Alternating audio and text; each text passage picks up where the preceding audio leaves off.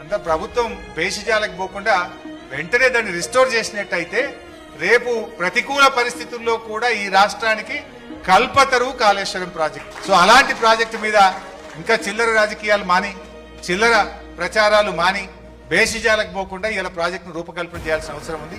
సరే, అల్టిమేట్ గా మనం ప్రజా ఉద్యమాలు చేద్దాం, ఒత్తిడి పెంచుదాం. ఎందుకంటే ఇలా మనం చెప్పిందల్లా కూడా కాంగ్రెస్ దుష్ప్రచారాలను పటాపంచలు చేయడం తప్ప ఇంకోటి లేదు.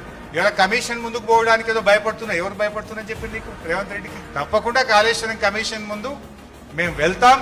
మీరు చేసిన దుష్ప్రచారాలన్నీ కూడా పటాపంచలు చేస్తాం.